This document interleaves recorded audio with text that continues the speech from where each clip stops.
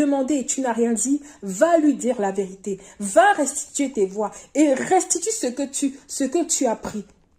Parce que cela est important aux yeux de Dieu. Qu'en tant que chrétiens, une fois venus au Seigneur, nous devons restituer nos voix. Bien-aimé dans le Seigneur, si par mégarde, tu as trouvé de l'argent en marchant sur la route et que tu as pris cet argent, tu l'as utilisé, sachant que cet argent appartient à quelqu'un d'autre, bien-aimé dans le Seigneur, va le restituer même au niveau de la police. Va dire, voilà, j'ai trouvé de l'argent, j'ai utilisé, je viens juste le dire. Dis-le simplement pour que cela ne représente pas un obstacle pour ton entrer dans le royaume des cieux. Et si la prochaine fois, tu trouves un objet ou de l'argent, ne consomme pas, n'utilise pas ça. Va le déposer au service de la mairie, va le déposer à la police ou dans le site des objets trouvés. Dépose-le, n'utilise pas parce que cela ne t'appartient pas. Ne dis pas que, oh, c'est mon jour de chance. Non, ne fais pas cette erreur.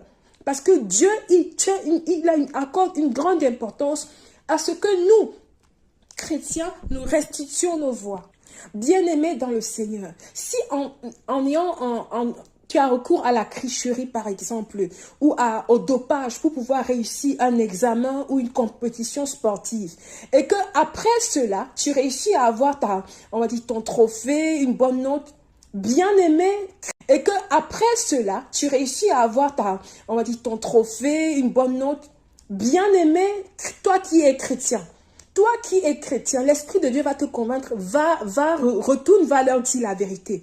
Ne te donne pas une fausse identité. Ce trophée que tu as eu en ayant recours à une fausse sécurité, à des faux moyens, ne glorifie pas Dieu. Et si tu ne restitues pas tes voix, cela peut représenter un obstacle pour ton entrée dans le royaume des cieux.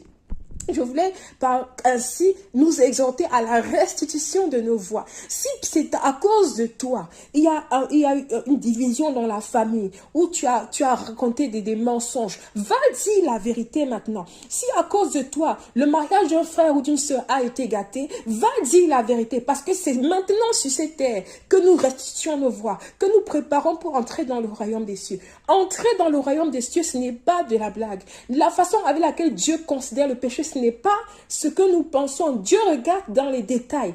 Bien-aimés, frères chrétiens, sœurs chrétiennes dans le Seigneur, que l'Éternel Dieu dispose ton cœur à examiner ta vie et que l'Esprit de Dieu ramène en ta mémoire tout ce que tu as fait dans le passé et qui nécessite la restitution et que tu puisses restituer tes voix avant qu'il ne soit trop tard, avant que la trompette ne sonne.